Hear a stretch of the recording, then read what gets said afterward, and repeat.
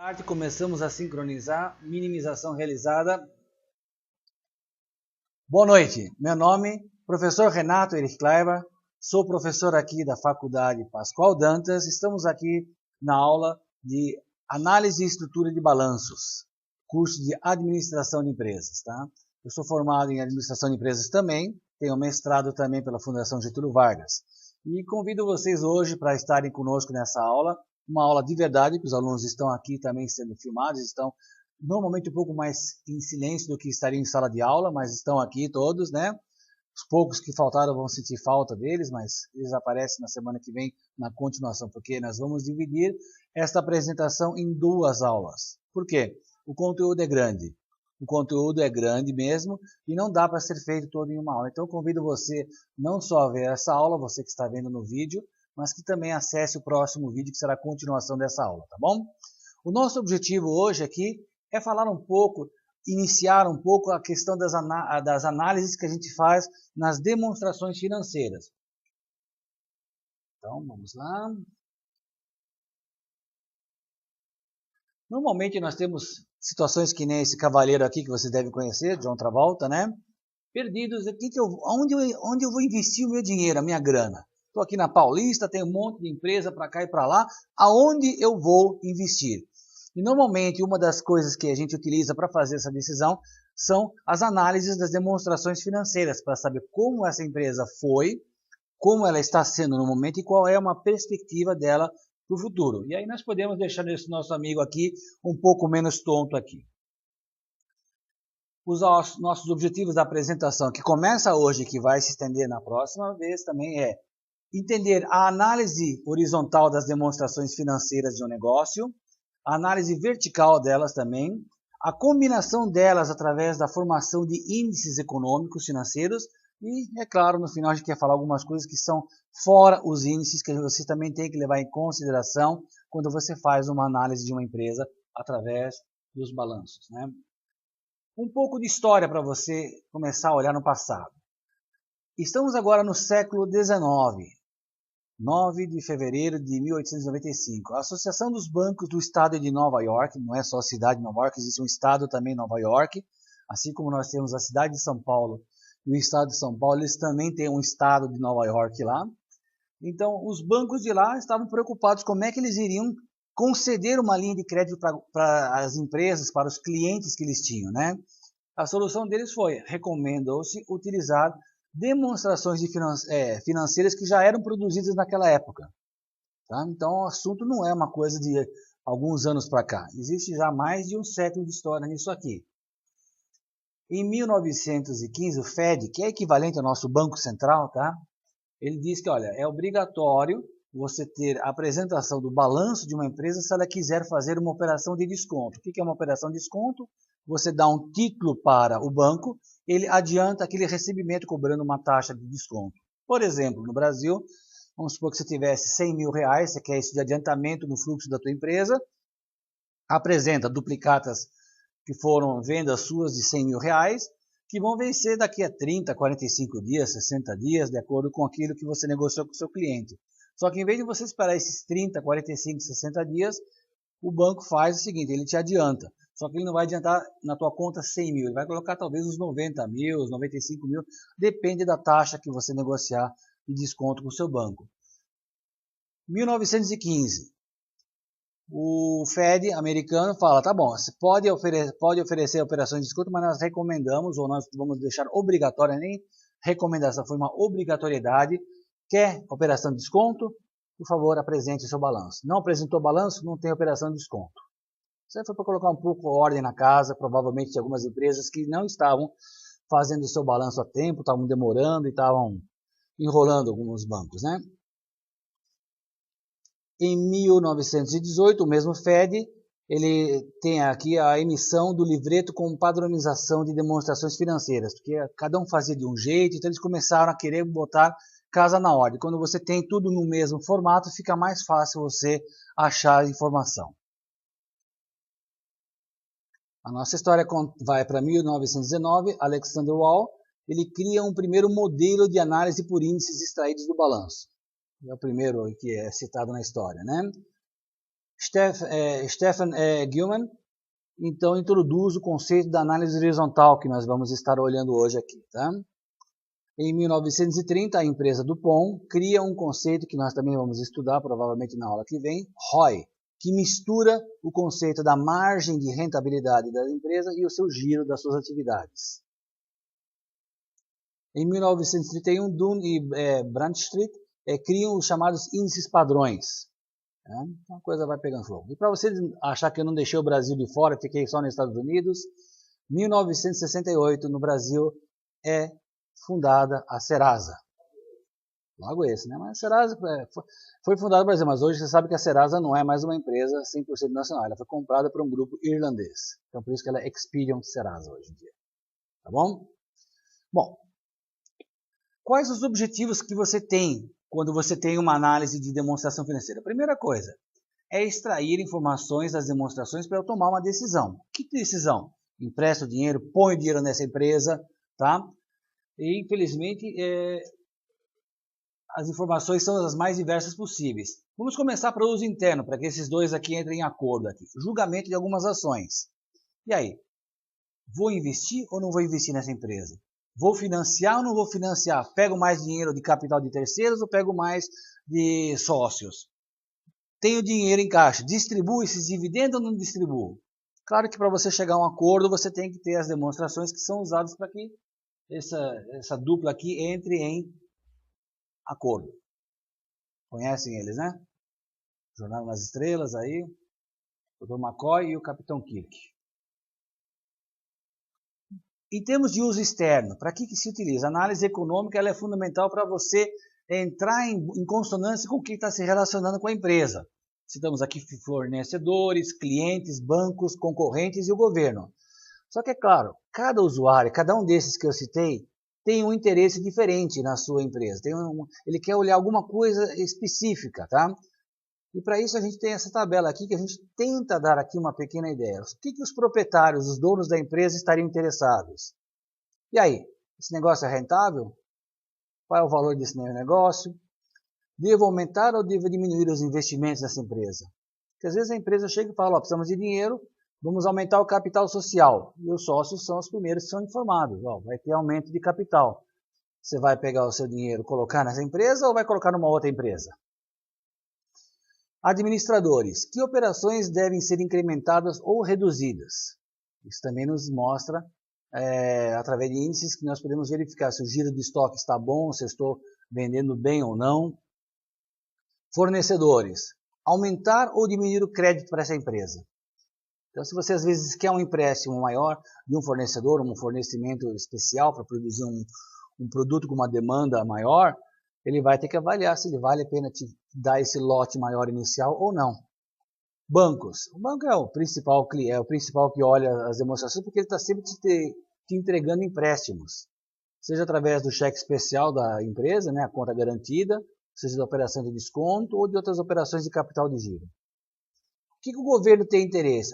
Ele tem interesse em saber se o imposto de renda, os impostos estão corretamente calculados. Porque existe uma relação daquilo que você paga e daquilo que os outros números aparecem na demonstração financeira. Será que essa empresa está sonegando ou será que essa empresa está calculando corretamente seus impostos? Os funcionários, acho que a principal preocupação deles é: essa empresa que eu estou é lucrativa ou ela está indo para o prejuízo? A vaca está indo para o brejo? Está indo para o vinagre? Ou eu posso ficar tranquilo, a empresa está bem administrada, meu emprego está garantido pelo menos por mais 1, 2 anos aí. Concorrentes. O que os concorrentes olham? Em geral, eles olham o volume de vendas que você tem, a sua margem de lucro para saber se você está aplicando uma margem muito maior ou não, e se a empresa está sendo rentável, porque ela quer se comparar. Né? Vocês devem conhecer o termo benchmarking, né? Que é se comparar com os melhores. Então, se eu sou uma empresa que está em terceiro lugar no mercado, eu vou me comparar com a empresa que está em primeiro e vou fazer aquela pergunta: quanto que ele está ganhando de lucro? Ele está ganhando, sei lá, uma margem de 10%. Poxa, eu estou só com 8%. Então, por que ele está? E aí você começa a fazer as suas comparações e a sua investigação para saber se você também pode levantar a sua margem para 10% ou até para 11%. E os clientes querem saber da rentabilidade, quer dizer, será que essa empresa é confiável, ela vai entregar os produtos que eu vou colocar? Quer dizer, eu dou um adiantamento para o início de uma produção, Será que eu vou ter esse produto realmente entregue? Então, isso você pode também olhar através de alguns indicadores. Bom, qualquer que seja a necessidade do nosso usuário, as demonstrações permitem você ter uma ideia da capacidade de liquidez, que é a situação financeira, uma ideia da estrutura de capital, de onde vem mais de capital próprio, vem mais de capital de terceiros, e uma ideia da rentabilidade do negócio, em termos de retorno sobre o investimento realizado. Tá vendo? Então, isso tudo você consegue tirar das demonstrações financeiras. E outra coisa, para que isso dê certo, nós precisamos ter uma linguagem descomplicada. Então, por isso que acontecem as padronizações, acontecem um certo nivelamento da linguagem, tá? Para que você não tenha um problema que seria o quê? Encontrar informações produzidas e não ficar em desespero, que nem alguém que vai aparecer aqui, ó, ficar gritando, não entendo nada, que nem quem conhece essa personagem aqui, alguém? Kelly Bundy, de um seriado, né? Então, para você não ficar gritando de desespero, você quer entender o quê? Situação financeira e econômica da empresa, o desempenho da empresa, a eficiência na utilização dos recursos, os fortes pontos e os fracos, a tendência e as perspectivas, o quadro evolutivo e a adequação das fontes, das aplicações, causa... Olha quanta coisa. Então, para você não ficar gritando que nem ela aqui em desespero, você vai ser... tá gritando mesmo, né? Para você não entrar em desespero que nem a nossa amiga loira aqui, né? Simpática, aliás, quem conhece de comédia sabe que ela é realmente bastante eficiente como artista, né? Para você não ficar que nem o personagem dela aqui gritando em desespero, nós vamos tentar conhecer um pouco melhor o que são esses indicadores financeiros, o que são esses índices e poder trabalhar com você isso para você não ficar em pânico que nem a moça aqui. A sequência do processo contábil você já deve ter visto em contabilidade, né? Você tem os fatores que acontecem externos à empresa, elas são registradas, então duplicata entra, nota fiscal sai, tá? Isso vai nos levar às demonstrações financeiras e através dessas técnicas eu vou ter dados que viram informação, tá? Para eu depois poder tomar uma decisão. Ok? 3 dimensões.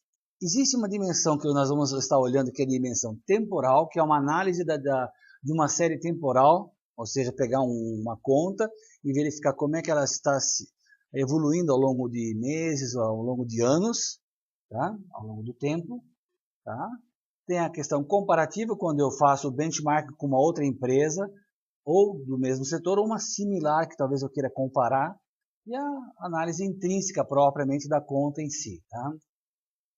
Mas uma coisa é importante, você deve olhar aqui no nosso Sherlock Holmes aqui, nenhuma decisão deve ser feita além de um único balanço e tirar só dele as suas conclusões. É pouco. Tá? Um único balanço não vale muita coisa.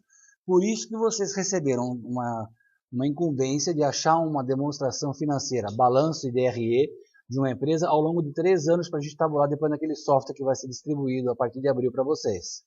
Tá? Nós pedimos 3 anos por causa disso, porque tomar uma decisão, entender se a empresa está boa ou mal, através de uma única informação, através de um único período e um único balanço, isso é a pior coisa do mundo. Porque o seu retrato pode ser naquele momento assim, vai saber se já foi assim no passado ou se piorou ou se melhorou. Você só vai poder fazer isso comparando com algo anterior. Por isso que vocês estão precisando e vocês têm que me trazer aí em sala de aula para a gente olhar isso já. Pode ser já a partir da semana que vem ou depois da Páscoa, né? Já começamos a distribuir o software para vocês já preencherem e eu vou estar auxiliando vocês no preenchimento desse software, tá? Muito bom. Qual é o nosso foco? É utilizar conceitos de raciocínio científico, ou seja, nós vamos primeiramente extrair os índices das demonstrações financeiras, comparar esse índice com alguns padrões, né? Por exemplo, vamos só fazer uma brincadeira aqui. Andar a 70 por hora é bom ou mal em São Paulo? Mal, né? Porque hoje o prefeito quer que a gente ande só abaixo de 50. Mas se for na Marginal Tietê ou na Marginal Pinheiros, na pista expressa, 70 ainda é permitido, né? Ah, bom, eu estou falando. Daria para andar até muito mais de 70, na minha opinião, mas isso é uma opinião própria desse que sabe guiar bem. Tá bom? Então eu só posso comparar alguma coisa se eu souber qual é o padrão. O padrão é 50 por hora, 70 por hora você está andando com risco de multa. Quer continuar arriscando levar multa? Continua andando. Não precisa bater, criar um acidente. Mas 70 por hora você está sujeito a multa. Basta um radar te fotografar e lá vai uma multa para tua casa. Ok? Mas se você estiver andando a 70 no caminho da Imigrantes para Santos, onde a pista permite 120, 70 você não vai levar multa, mas o outro indicador é que você vai demorar talvez o dobro do tempo que os outros para chegar. Então é uma decisão que você tem que ponderar. Ponderar as diferentes informações para chegar a alguma conclusão. Ando mais rápido com o carro ou diminuo a velocidade, por exemplo? A mesma coisa aqui com os indicadores. E depois que você chegou a uma conclusão, tomar uma decisão. Decisões típicas de empresa é: põe o dinheiro ou tira o dinheiro? Investe mais aqui, investe menos aqui. Muda a política de estoque ou não muda? Então, para isso, nós temos algumas ferramentas, alguns métodos básicos que a gente vai dizer aqui. O primeiro deles é a análise horizontal, que nós vamos nos ocupar daqui a pouco, que mostra, que praticamente trabalha com a evolução das contas. A análise vertical, que trabalha no conceito de participação de cada conta em um universo específico. E a criação de indicadores econômicos financeiros, porque ele vai mostrar a relação entre mais de uma conta. Tá bom? Então vamos lá. Primeira coisa, alguém deve perguntar, por que padronizar? Eu dei ênfase lá de que houve até uma lei lá nos Estados Unidos, eu não me lembro agora o ano, vocês podem olhar os slides anteriores, quando foram propostas padronizações das demonstrações financeiras. Então, a grande pergunta que se faz é, por que eu tenho que padronizar? Por que recomenda-se a padronização? Bom, primeiramente, eu quero a padronização das demonstrações, seja de vários anos, ou de uma mesma empresa, ou de um setor e tudo mais, para fins de simplificação. Para que eu possa comparabilidade, tá? Para a adequação dos objetivos da análise, ou seja, eu tenho um objetivo com a análise da empresa A, quando eu recebo as informações da empresa B, posso ter o mesmo objetivo. Então, se estiver padronizado, o caminho está meio que garantido, né? E por fim, para eu ter a chamada precisão na classificação das contas. Mas não acabou por aqui não. Temos mais coisas. Porque quando eu padronizo, eu também tenho uma grande facilidade em encontrar ou descobrir erros. Por exemplo, eu posso ter estoques finais iniciais que não coincidem com o que está informado entre o balanço patrimonial e a DRE, a demonstração de resultado do exercício. Seria uma gafe muito grande. Mas no momento em que você sabe onde estão essas informações em cada uma dessas demonstrações, você já pode garantir que pelo menos você vai poder checar se os valores são iguais, se o contador não está te enganando com uma informação falsa. A PECLD, que é a perda estimada com crédito de liquidação duvidosa. Para os mais antigos, a antiga PDD, que é a provisão para devedores duvidosos. Será que o valor está igual entre os dois, entre o balanço patrimonial e a minha DRE, ou eles estão diferentes? E a outras vezes você pode ter a questão de não haver uma reconciliação do patrimônio líquido final com o resultado e com o patrimônio líquido inicial. Teve um lucro, tinha uma situação no começo, há um lucro apurado e de repente a soma deles não dá mais um novo PL. O que está acontecendo? Você vai conseguir checar isso. Se tiver padronizado, você vai ver onde o contador cometeu erro ou não. Meio difícil hoje com sistemas automatizados, mas não impossível. E é claro, se você manter uma certa padronização, você vai facilitar o trabalho do analista para ele conseguir ver essas demonstrações financeiras da empresa. Vocês devem ter visto, isso nós vimos acho que no começo do curso, que antigamente o balanço patrimonial ele era dividido dessa forma. Ativo e passivo, você tinha no ativo um circulante, tudo menos de 360 dias, ou 12 meses, né? É o normal, é o ciclo operacional. O realizado a longo prazo, que ficava entre o circulante e o permanente. Essa era a distribuição do ativo até 2007, na lei societária, que é a 11.638, que foi publicada em 28 de dezembro de 2007. Tá? Aqui no passivo você tinha a situação que era qual? Você tinha um circulante e tinha um exigível a longo prazo. A soma dos dois dava o total do passivo. E tinha o patrimônio líquido, formado por capital, lucros e outras contas, que dava o total do patrimônio líquido, PL. Tá? Isso mudou um pouco. Né? Nós temos agora uma nova situação onde o ativo agora ele é dividido só em duas categorias. Ou é circulante ou é não circulante. Lembra que ele realizava a longo prazo, que estava entre o circulante e o permanente? Ele entrou aqui para dentro, olha aqui. Está percebendo aqui no vermelho? Ele está no realizava a longo prazo, está aqui dentro. Ele passa a ser do não circulante, porque ele se realiza em longo prazo, ou seja, mais de 12 meses. E você tem a situação aqui dentro, onde você tem agora o não circulante, tendo não só o realizável a longo prazo, como tendo o investimento imobilizado e o intangível. E aqui então você tem esse total. Somando o total do não circulante com o total do circulante, você tem o total do ativo. Fácil? O passivo, você agora não tem mais o exigível de longo prazo, ele mudou de nome agora, o exigível de longo prazo ele agora chama-se não circulante. E aqui você tem as contas próprias do patrimônio líquido. Novamente, se você somar aquilo que você deve a terceiro, aquilo que você deve a terceiros e aquilo que você deve ao sócio, você tem o total do lado direito da sua demonstração financeira, que tem que bater com o lado do ativo. Tá? Aqui está uma forma esquematizada, mostrando mais ou menos como ficou essa estrutura agora para nós. Então, mais uma vez, circulante, não circulante, circulante aqui, passivo não circulante e o patrimônio. Tá? E, mais uma vez, todo lado do ativo é o investimento total que você fez, para onde você destinou os recursos, e aqui a origem, que é de terceiros, está em azul, e o que está aqui em cor bege é dos proprietários da empresa. Ok? Bom, nós conseguimos aqui um antigo balanço de uma empresa. Tá? Aqui nós estamos só mostrando para vocês que aquilo tudo que você viu lá agora foi preenchido com números. A primeira preocupação sua é saber, olha, o ativo aqui de 2.726.178 está batendo com o total do passivo do outro lado? Então, pelo menos esse aqui já não cometeu um erro de desbalanceamento. E aqui você tem as posições de passivo circulante, você tem aqui a parte de bancos. Existem algumas coisas, nós estamos, muitas empresas pequenas ainda estão às vezes com a notação antiga, antes da lei de 2007, tá? Não é que elas não são obrigadas ainda, mas a tendência é que todas as empresas serão, porque de 2008 para 2011 foi um período de transição onde as empresas grandes e as limitadas de grande porte migraram já para o novo padrão. As pequenas estão sendo convidadas e fatalmente vão se enquadrar, porque esse é o novo formato. Nós recebemos o padrão internacional IFRS.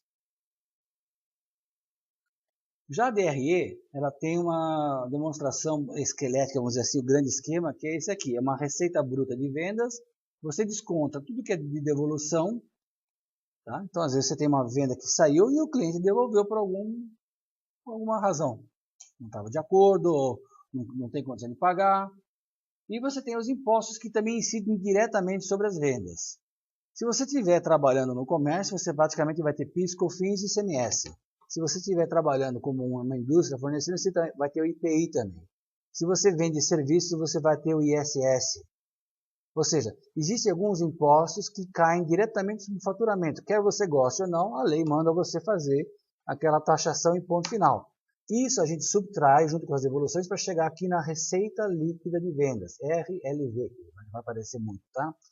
A receita líquida de vendas, então, ela exclui todas as devoluções e todos os impostos que incidem sobre o faturamento. Depois você vai ter a redução dos custos, pode ser de mercadoria se for o comércio, pode ser de produtos se for uma indústria e pode ser de serviços se for uma prestação de serviços. Isso, subtraindo a receita líquida desse custo, você vai obter aqui, ó, o resultado bruto.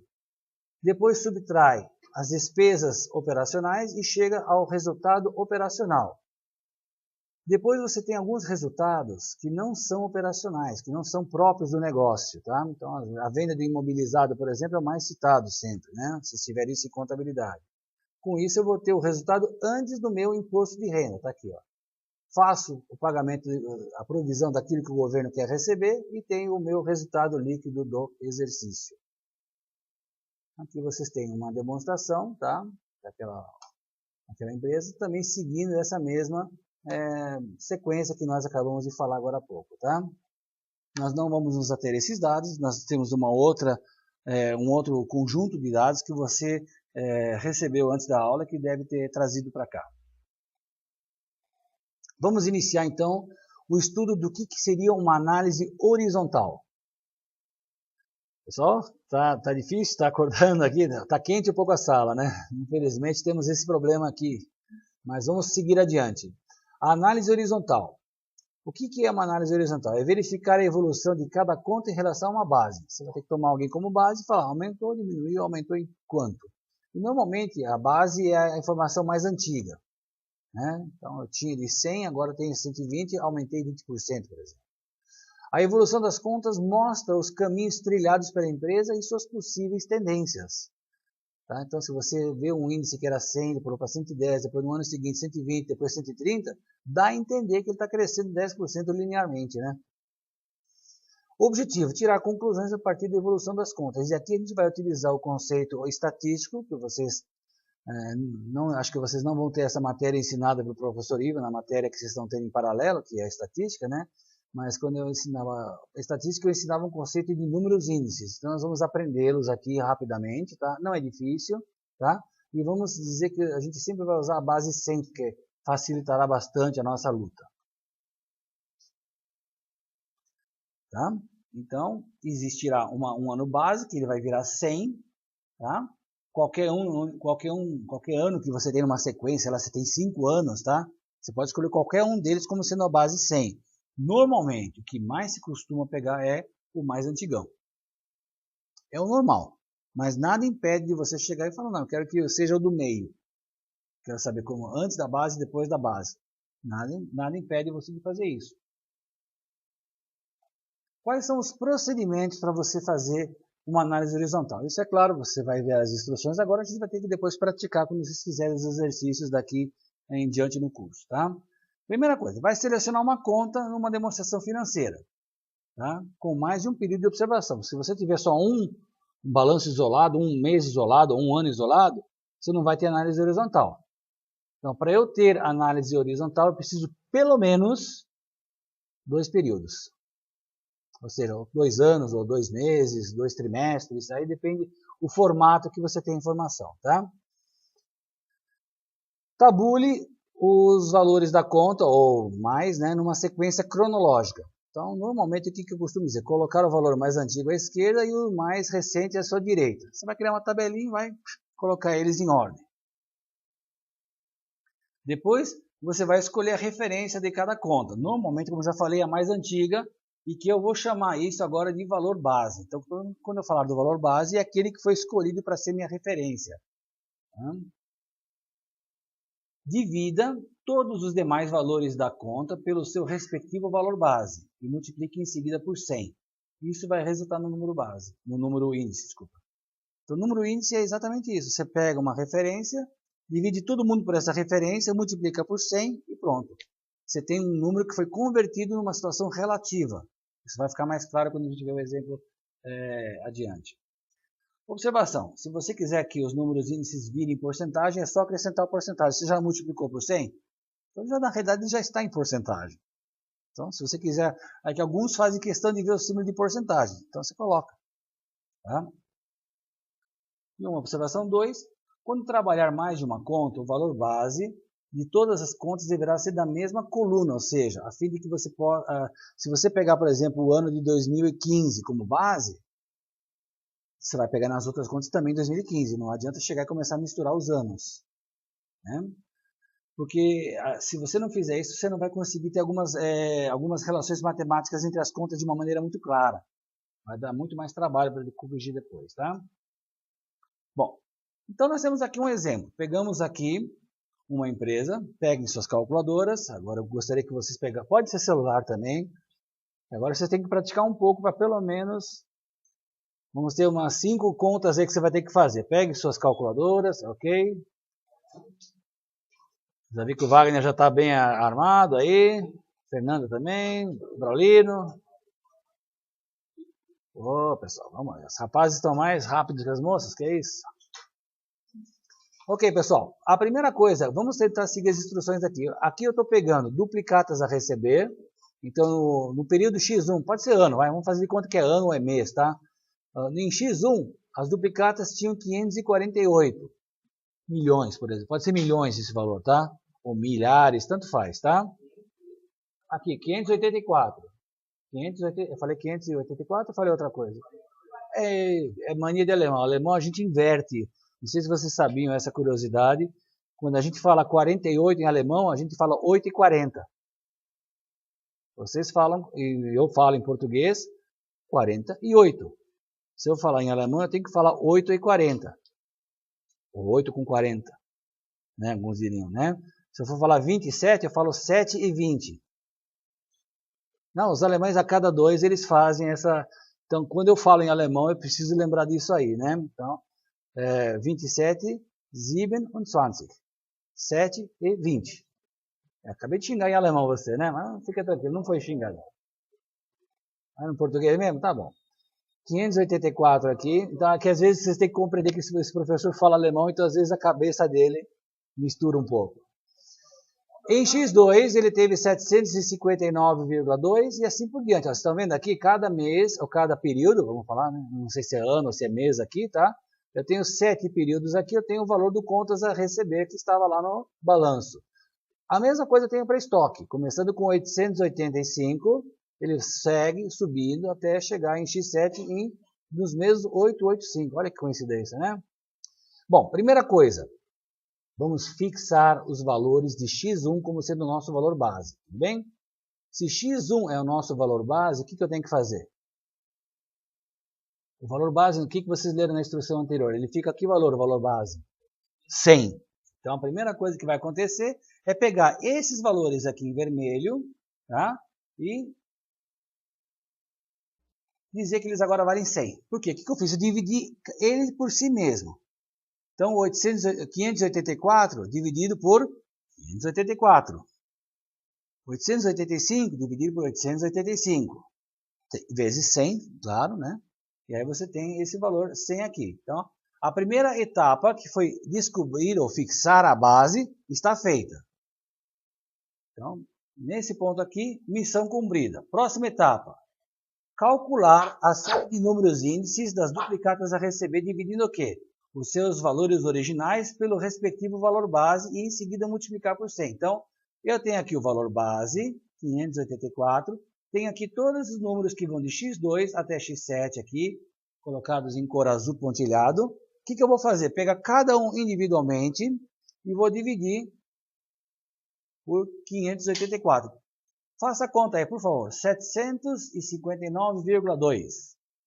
Digita isso aí. Divide por 584. Multiplique por 100 a resposta. Deu quanto? 130. Tudo bem? Então, se você teria que fazer a conta também para x3, x4, x5. Posso fazer a conta para você rapidinho? Então vamos lá. Então tá aí, ó.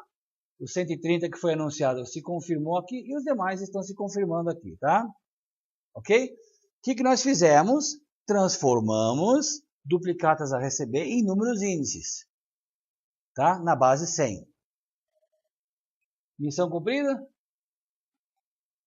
Missão cumprida. Agora, eu faço a mesma coisa. Calcular a série dos números índices dos estoques, dividindo os seus valores originais pelo valor base e em seguida a mesma coisa, multiplico por 100. Ou seja, só que o valor base agora é 885.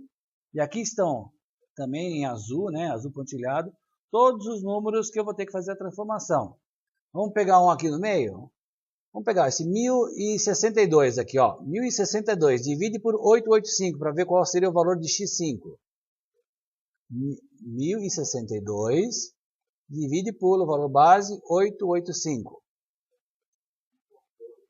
Vezes 100. Vamos ver se vamos preencher tudo aqui, ó. Bateu, ó lá. Deu para perceber? Conclusão. Também concluímos essa fase com sucesso. Também está liquidado. Ou seja, pessoal, vocês acabaram de preencher a análise horizontal com êxito total. Não houve nenhuma dificuldade, houve? É só, agora, quando vocês pegarem alguma demonstração, alguns exercícios para fazer, vocês vão seguir a mesma regra. Escolhe um valor base, divide todo mundo por esse valor base, multiplicando por 100. Pronto. Vamos fazer alguns exercícios. Esse professor aparece aqui, né? Talvez seja eu daqui a alguns anos. Igualzinho, né? Até magrinho, puxa vida. A análise horizontal acima permite demonstrar algumas vantagens quando trabalhamos com números e índices tão difundidos pela estatística, tá? E se você acha que não é, dá uma olhada depois nos números do IBGE, você vai ver muito número e índice lá, tá? Para apurar a variação entre dois períodos, a gente vai usar a seguinte forma. O desvio em porcentagem do período 1 para o período 2 é dado o quê? Pegue o índice 2, divida pelo índice 1, subtrai 1 da resposta e o resultado você multiplica por 100. Parece abstrato? Vamos fazer um pouco de exercício que a gente logo vai chegar lá. Primeiro exemplo, qual a variação dos estoques de X1 e X2? Eu tenho aqui, ó, em vermelho, o meu X1 valendo 100, o meu X2 valendo 130. Pega a sua calculadora e aplique a fórmula. Vamos lá. Pega 130, divide por 100. Faz que nem a Gisele. A Gisele está vendo aqui que eu estou vendo que ela faz a conta. Agora deu um valor, certo, Gisele? Menos 1 vezes 100. Ou seja, Gisele e vocês todos fizeram a seguinte conta. Pegaram 130, dividiram por 100, menos 1 vezes 100, deu exatamente 30%. O que significa?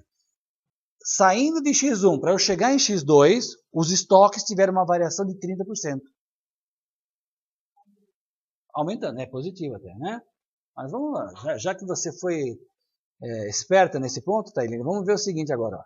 Note que duplicadas a receber estoques têm os mesmos números. Casualmente aqui, ó, 130, 130, não é isso? Tá? Eles têm os mesmos números índices nesse período. Logo, ambas as contas tiveram um mesmo crescimento de 30%, apesar de seus números absolutos serem distintos. Ó.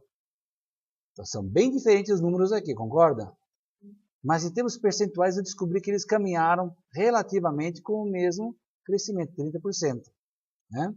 Observe que os valores individuais de estoque sempre foram maiores, todavia o comportamento relativo dessas contas foi idêntico nesse caso. Primeira conclusão que nós tiramos usando números índices, né?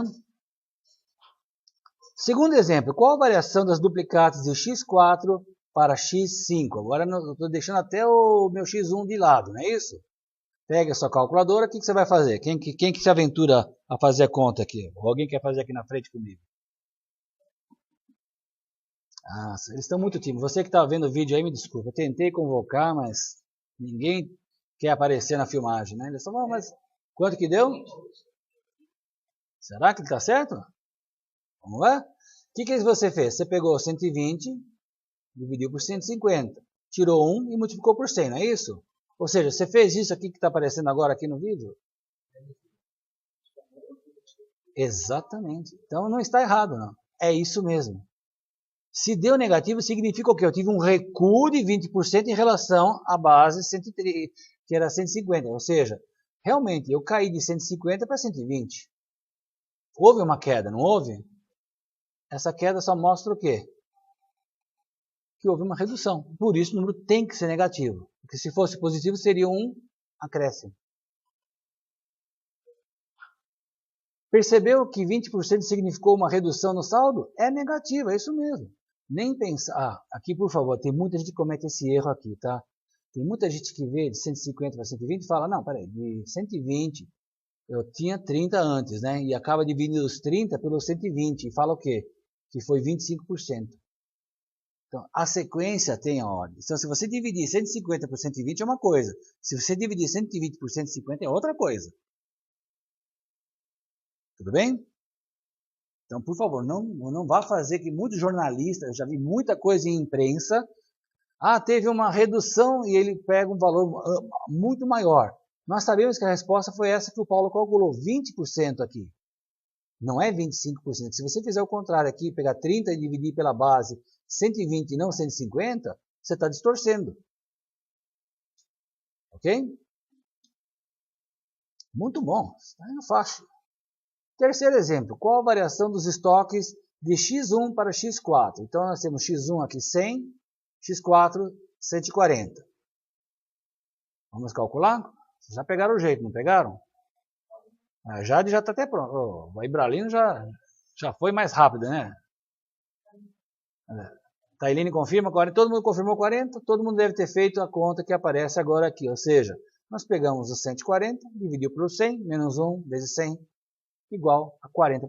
Ou seja, de x1 para x4, eu tenho uma variação positiva de 40%, um aumento de 40%. Tá ficando fácil, né? Vamos lá. Podemos constatar, podemos constatar, essa frase também é mal escrita. É possível fazer contas de variação entre um período que não são contínuos, ou seja, antes eu estava com períodos lado a lado, você vê que eu posso pular, né? Períodos, eu não preciso ser necessariamente, mas com o número de índices fica fácil fazer a conta, né? A fórmula sempre aplicável, essa fórmula sempre vai funcionar, tá? Quarto exemplo, qual a variação agora das duplicatas de x1 para x7? Eu tinha 100 e agora tem 80. A maioria já deve fazer essa conta até de cabeça já agora, né? Mas faz aí, aplica a conta aí, vamos lá.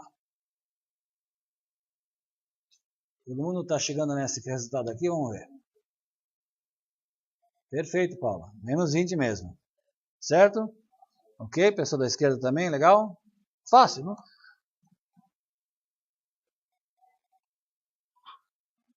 Uma das vantagens de se utilizar números índices de base 100 é que as contas ficam bem fáceis para se apurar a variação percentual, quando a base inicial for 100. Nesse caso, é só fazer 100 menos 80 é igual a 20. Vocês estão percebendo? Eu usei uma base 100, tá? E tem um outro destino qualquer. Eu só fiz 100 menos 20, tenho menos 20 aqui de resposta, não é isso? Se eu tenho menos 20 de resposta, faltou o sinal de menos aqui, né? Eu já sei que é 20%, não preciso fazer, porque eu já estou trabalhando com base 100. Então já sai tudo em porcentagem para mim, direto. Quer ver um outro exemplo? Quinto e último exemplo. Vamos pegar o 122 aí do período X3 do estoque e comparar com X1. Qual foi a variação? 22%. Quem falou 20? Não importa. É 22, tá? Talvez aí faltou digitar um segundo 2 aí na sua calculadora. Tá? A conta é essa aí mesmo. Não tem mágica, não tem novidade. É essa conta aqui mesmo, tá? Lembrando da dica anterior, como 100 é o número índice inicial, basta fazer o quê? 122 menos 100 é igual a 22. Isso é 22%. Quando aquele que é o índice de origem já for 100, a conta sai direto. Outra vantagem é que na utilização de números base com base 100, é só retirar o dígito 1 da frente. Sobra apenas a variação em relação à base 100. Ou seja, eu tenho 122, tiro 1 da frente, 22, pronto, é 22% que variou. Claro, se eu tenho um número abaixo de 100, é claro que eu vou ter uma redução. Aí já tem que fazer a conta um pouco melhor, né? Ou você faz 100 menos aquele número que é inferior a 100, aquilo vai dar um valor negativo, pronto, aquela é uma variação. Mas quando você pega valor, por exemplo, se fosse calcular aqui, ó, 140 com 100, tiro 1 da frente, sobrou 40%. Estão percebendo por que o pessoal usa muito o número índice de base 100? Para facilitar essas coisas de cabeça. Tá? Muito bom. Em controladoria, no acompanhamento da realização do chamado budget, que vocês vão ver comigo, chamado orçamento empresarial, estaremos juntos com vocês no 6º semestre vendo isso, né? Existe uma análise muito clássica que é o plano versus o real, e é usado a análise horizontal em abundância, é bastante intenso, é bastante farto o uso, tá? Porém, sem mostrar os números índices. Quer dizer, você aprendeu tudo agora com o número índice, e agora estou dizendo que é o seguinte, apenas os desvios, as variações são formalizados nos documentos, né? Já em valores percentuais, como nós vamos ilustrar mais adiante nessa apresentação. Ok? Bom. Por fim, outra vantagem de se converter duas séries de contas em números índices na base 100 é permitir uma rápida comparação da evolução relativa das contas. Isso fica melhor ainda quando plotamos as séries em gráficos de linha, como nós vamos ver em seguida, tá? Ó, vocês estão vendo? todos começaram com 100, não começaram? Até x2 não estão iguais? E em x3, quem disparou? Duplicatas a receber ficaram maiores do que o estoque. É isso mesmo, Tailine, está perfeita a sua observação. Em x4, as duplicatas ainda continuam crescendo mais. 150 contra 140. De repente, em x4, empataram. Não, voltaram a ficar juntas no mesmo nível. Tá? Nível relativo, tá? Porque aqui sempre os valores são diferentes, ó. Tá vendo? 700 contra 162 mil. Tá? Não tem nada de iguais nos valores originais, mas nos valores relativos você mostra que eles ficaram juntos. E aqui, de repente, as duplicatas caíram mais rápido que os estoques. Estão percebendo? Isso fica mais fácil se você fizer um gráfico desse tipo aqui, ó. No Excel você faz isso, você pega os valores e joga. Tá vendo que eles vieram juntos daqui de x1 para x2, e a partir daqui você começa a ver quem ficou mais por baixo, quem ficou mais por cima, até descobrir que no final em x7, as duplicatas a receber ficaram, os estoques ficaram acima das duplicatas a receber. A linha vermelha são os meus estoques, enquanto que as duplicatas a receber são minha linha azul. Tudo bem? Ferramenta Excel que você deve já saber usar bastante, né? Muito bom. Se nós aprendemos análise horizontal, vamos agora aprender rapidamente análise vertical. Tá bom? Análise vertical é o cálculo percentual ou uma participação relativa de cada conta em relação ao valor base padrão 100%. Ou seja, quando eu pego o meu balanço patrimonial, é uma porcentagem em relação ao ativo total e ao passivo total. Aqui, quando eu falo passivo total, estou incluindo o PL, tá? Que é o patrimônio líquido. Já na DRE, o 100% é em relação à receita líquida. Essa é a base, esse é o padrão de análise. Tá? A participação percentual de cada conta mostra a sua real importância relativa no conjunto que eu estou analisando em questão, ou uma DRE ou um ativo, por exemplo. O objetivo é dar importância àquele que é mais importante, àquele que tem mais peso. Né? Então, se você tem um ativo, você vai descobrir, ó, você está pondo muito mais dinheiro em estoque do que está pondo em ativos imobilizados, por exemplo. E, é claro, permite verificar se há itens que estão fora de um padrão, quando eu faço a comparação desse padrão dentro do ramo de negócio ou quando eu faço a comparação como era a história da empresa nos anos anteriores. Tá? Bom, mais uma vez, eu encontro uma base 100, tá? Que no balanço patrimonial sempre será o total do ativo ou passivo total, né? E no DRE serão as receitas líquidas. Essa é a regra, não vai variar de... Você pode ter variações, você pode ter, vamos dizer, análise vertical de subgrupos? Pode. Eu quero pegar, por exemplo, as despesas comerciais. É um item dentro das despesas operacionais. Eu pego só o total das despesas comerciais, somo, digo que é 100, e pego todas as contas de dentro que compõem essa despesa comercial e faço percentual em relação ao total das contas da despesa comercial. Também é possível, mas nós vamos nos ater mais a esses dois aqui, ó, fazer sobre o balanço patrimonial e sobre o DRE. O procedimento para cálculo é, selecione o valor base de cada um deles, você já sabe que no balanço patrimonial vai ser o ativo que é 100% e na DRE você já sabe que é a receita de vendas líquidas que vai ser o 100%. Feito isso, divida todos os valores, as contas do período pelo período, vamos dizer, uma coluna, vamos dizer, numa visão normal de contabilidade, né? Pelo respectivo valor base, multiplica por 100 e daí você já tem a porcentagem. Importante. Se for fazer uma análise da participação relativa de algum subconjunto de contas, considere o valor base como o valor total daquele grupo. Que nem eu falei agora das despesas comerciais, né? Das despesas de vendas, né? Ou o resultado final de um propósito de cálculo. Às vezes eu tenho, por exemplo, um CMV que eu estou calculando, então eu quero chegar no CMV, então esse CMV vai ser o 100%, e os outros itens eu calculo em relação a essa nova base 100. Faça as divisões pelo valor base e apenas as contas dentro daquele grupo. Então, por exemplo, eu posso fazer... puxa, eu falei tanto de despesa comercial que eu tinha esquecido que eu já tinha colocado como exemplo aqui. O total é o valor base. No CPV, o custo final é que é a minha base, 100%. No passivo circulante, o meu total é o passivo circulante que vai ser o meu 100%. Então, eu estou só isolando aquele grupo, não vejo o resto da demonstração, vejo só aquele grupo eu encontro uma base 100 naquilo que é o total ou o propósito de existência daquele grupo. Calculadora na mão, vamos lá, chegou a hora de fazer mais um pouco de contas para a gente poder verificar se reteve a informação ou não. Muito bem. Pessoal, primeira coisa, fixe o valor base. Onde é que é o valor base aqui? Qual é o valor base aqui? Sim, mas qual é o valor que vai ser? Eu vou colocar o 100 aqui, por exemplo. No primeiro aqui. Aqui, eu coloco 100 aqui.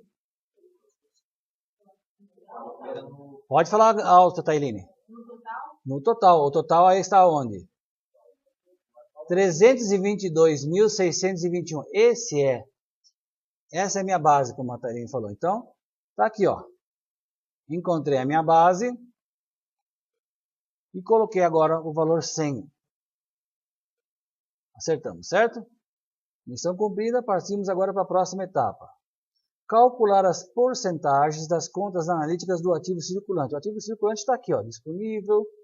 As contas analíticas são disponível, duplicados a receber, outras contas a receber e o estoque. Essas 4 aqui são analíticas, porque essa aqui já é uma conta que nós poderíamos chamar de sintética, que é a soma das 4 anteriores. Tá? Vamos calcular então o valor dessas 4 aqui. Vamos lá, só para você praticar. Divida 28.439 por 322.621. Multiplique por 100, quanto é que dá?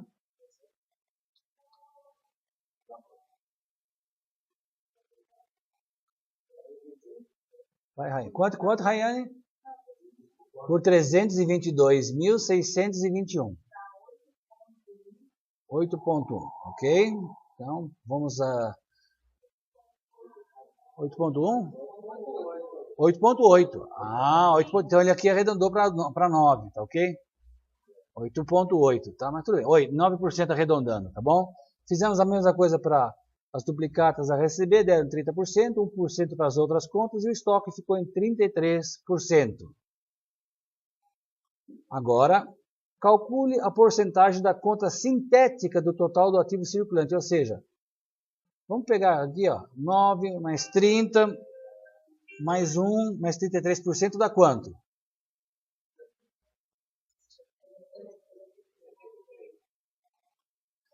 Alguém teve o número de... A Gisele estava certo, 73, foi você que falou, né? Perfeito? Ela somou 9 mais 30 mais 1 mais o 33%, certo? Não foi muito difícil, né? Vamos agora partir para as contas do não circulante, ou seja, vamos calcular as porcentagens das contas analíticas que estão aqui. Quais são as contas analíticas? Essas 3 aqui, certo? Está vendo aqui? Realizava a longo prazo, investimento imobilizado. Perfeito? Eu já fiz a conta para você, que eu estou com um pouco de pressa por causa do horário, tá? Mas você já pode ver aí que nós já temos o quê? Que aqui nós temos 2%, aqui 4%, aqui 22%, certo? Então agora você soma 2, vamos lá. Deixa eu ver aqui a instrução.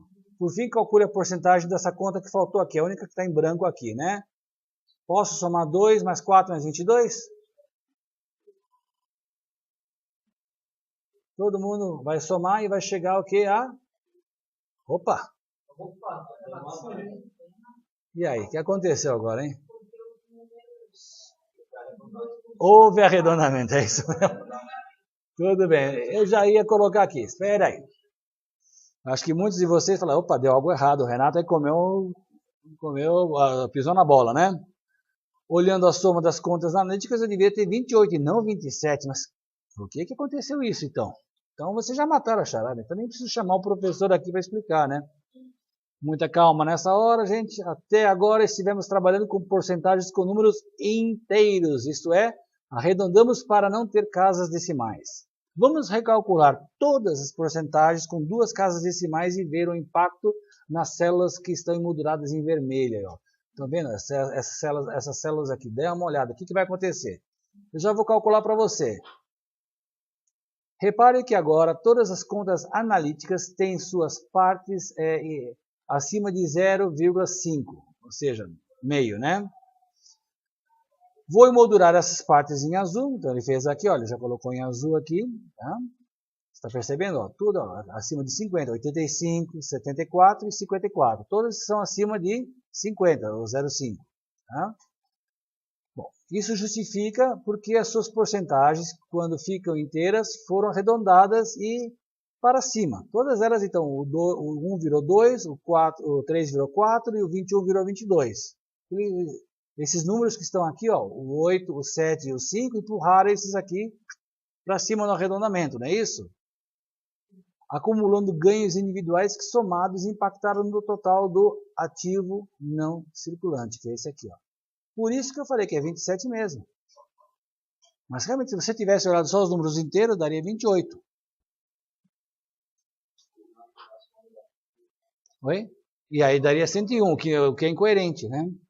Desta vez, com duas casas decimais, a soma aparente bate exatamente com o total, ou seja, se eu pegar 1,85 mais 3,74 mais 21,54, vai dar 27,13. Entretanto, sabemos que existem várias outras casas decimais ocultas depois da segunda casa da vírgula. Você concorda que os números não param aqui, eles podem ir para o infinito, né? Depende da conta que é feita. Por isso, sempre o mais seguro é pegar o próprio número e dividir como eu fiz. Quando eu fiz o 27, eu peguei 87.538 e dividi de novo por 322,61. Aí eu elimino qualquer distorção. Pessoal, para encerrar daqui a pouco, né? Vamos só ainda falar sobre análise conjunta. E assim na aula que vem a gente começa nos indicadores econômicos financeiros, tá bom? O que é uma análise conjunta? É quando eu misturo análise horizontal com análise vertical. É juntar os dois. Nada mais, nada menos. Ou seja, indica a estrutura do ativo e do passivo, bem como suas modificações. Eu posso dizer, houve um crescimento do ativo circulante ou do passivo circulante, houve crescimento do passivo circulante em relação ao exigível total, houve crescimento do PL mais o exigível longo prazo, que agora a gente chama de passivo não circulante, em relação ao ativo não circulante, e eu, claro, posso ver as variações intrínsecas de cada conta. Ou seja, juntar os dois é o que a gente faz muito no final, né? A análise detalhada, com isso eu tenho uma análise detalhada do desempenho de uma empresa. Tá? A regularidade do comportamento, ou seja, ter sempre o mesmo índice, sempre 22, 22, 21, 23, 22, sabe? Mostra o quê? Que há uma certa estabilidade e uma certa segurança naquela empresa. Ela sempre está tomando decisões numa mesma direção. Não há uma grande oscilação dos valores percentuais. Isso é uma garantia de estabilidade e de segurança para o investidor. Temos aqui os números aqui consolidados aqui de 2 anos, anos de 2000 e 1999. Gente, os demonstrativos são antigos, mas a técnica continua perdurando, tá? Então, poderia pegar aqui uma demonstração perfeitamente de 2015 e colocar aqui, tá? Mas o que vocês estão vendo aqui? Vamos observar primeiramente o que nós temos de estrutura aqui. Primeira coisa. 3 observações. Análise vertical. Aqui, ó, está o 100%, tá vendo, ó? Esse 100% aqui é o quê? Indica que o valor do ativo é o meu valor base. Ou seja, 2.234.012 é o meu valor base. Já quando eu olho a análise horizontal, eu pego, olha, como o ano de 1999 é o mais antigo, ou seja, 2000 em relação a 1999, qual que é mais antigo? 1999. Tá? Como ele é o mais antigo, todos os valores desse ano serão a base 100. E numa análise horizontal, apenas o desvio, ou seja, apenas a porcentagem está sendo colocada aqui. Está vendo? Então eu sei que se eu vejo 33,7% aqui, eu sei o quê? Que a minha disponibilidade, que é essa conta aqui, disponibilidades, cresceu de 99 para 2000 em 33,7%. Lembra quando eu falei que o pessoal na análise horizontal costuma esconder o número índice? Ele usa para contas internas, mas agora deixa assim. Só mostra a variação percentual. Mesma coisa você vai encontrar aqui agora no passivo, tá? Onde você vai encontrar de novo aqui, ó, o valor base é o 100, é o total do passivo que está aqui embaixo. Também 99, eu fiz 99 no ativo, vou fazer 99 também agora no passivo, né? Ele é o mais antigo, então ele é a minha base 100 que eu guardo internamente. E novamente o percentual que aparece aqui é apenas o desvio percentual da informação que eu estou vendo em cada uma das linhas. Fácil? Diga, Paulo. Não, é que esse é para... Por causa do adiantado do horário, a gente vai ter que deixar esse demonstrativo para a aula que vem. Esses valores aí vocês têm da Perdigão. Esse aqui é um outro caso, tá? É que o adiantado da hora não permite que eu comece o próximo tópico, mas aí vocês aproveitem na próxima aula, não só Paulo, Gisele e outros aí que trouxeram aí, tragam todos, porque aí vocês vão... Eu quero ensinar na próxima aula muito mais vocês localizarem a informação dentro da demonstração do que exatamente só gastar papel, ok? São números diferentes que estão aqui na tela, porque aqui nós estamos só primeiramente ensinando análise horizontal e vertical. Olha uma DRE aqui. O que acontece aqui? Numa DRE. A minha base agora não é mais lá embaixo, é aqui no meio, ó. A receita operacional líquida ou renda ou venda líquida, tá? São às vezes sinônimos, tá? Ele é a minha base 100 aqui, tá vendo? Eu tenho a base 100 de 2000 e tenho a base 100 de 99. Cada um tem o seu 100%, tá vendo? O que nós temos aqui na análise horizontal? Apenas o desvio está indicado. Então, se eu tenho esse valor comparado com esse aqui, eu estou vendo o quê? Que de 99 para 2000, o lucro caiu. Que é o lucro líquido aqui caiu em 3,8%. É o que tá, por isso que tem um negativo aqui. Diga, Thaili. Professor, o valor base que estipula é sempre a empresa? Ou quem está fazendo a DRE? No caso, DRE e balanço patrimonial, você sempre vai usar aquela regra que eu passei antes. Ou seja, numa DRE, a receita líquida é a sua base 100. Já num balanço patrimonial, você vai pegar o total do ativo e vai dizer que ele é 100%. Tá? Outras análises dentro de grupos podem acontecer, mas sempre você vai pegar ou o total, a soma do grupo, por exemplo, ou o resultado da conta, se você está fazendo uma demonstração, como no caso de um CPV, de um CMV. Tá? Ok. Uma observação. Despesas financeiras aqui são as despesas com juros, tá? Para quem não está acostumado, as despesas operacionais financeiras líquidas são minhas despesas com juros, tá? Ok? Nós começamos a partir da aula que vem nesse slide aqui, ou seja, o slide 74, tá? Eu espero que você tenha tido nesse momento, claro, você praticou um pouco aqui na sala de aula, claro que a gente vai ter exercício, você vai ter aquele balanço que você vai ter que localizar daquela empresa que eu pedi 3 anos para você ir atrás. Nós vamos fazer mais exercícios, mas essencialmente, se você praticou com a calculadora agora aqui, você entendeu o mecanismo de cálculo. Tá? Se você que está vendo o vídeo agora, pega a sua calculadora, revê esse vídeo, pode olhar. Esse vídeo vai estar à disposição de vocês na internet, até para os colegas que infelizmente hoje faltaram, para eles poderem estar acompanhando essa aula, tá? E eu deixo aqui a recomendação, só peguem o calculador e façam as contas. Você vai ver que depois que você faz 3, 4 contas, o mecanismo não muda mais. É só você errar a digitação, ou se você preferir, faz que nem eu, em vez de calculador, utiliza o Excel.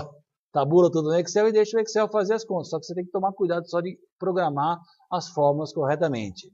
Tá bom? Eu me despeço aqui de vocês, eu acredito que a aula tenha sido proveitosa. A análise horizontal e vertical, então, está encerrada aqui, a explicação teórica, agora é praticar, né? Só praticarmos com os exercícios. E nós iniciamos na aula que vem os índices econômicos financeiros, que são relação entre contas, tá? Espero que você possa estar com a gente na próxima ocasião, na próxima semana aqui, no próximo vídeo, para quem está vendo aí apenas pela internet, tá? E que você tenha tido nessa aula aqui um bom proveito. Renato Ericlável, seu professor, despede de vocês, desejando a vocês uma boa noite. Obrigado.